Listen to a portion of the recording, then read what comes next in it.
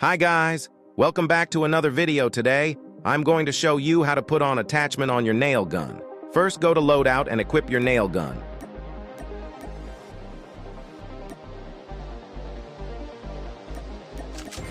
Then press the button at the most bottom of the screen and type in 3A, then press equip. Just like this, your nail gun have a red dot sight. Thanks for watching. Please like and subscribe. Bye.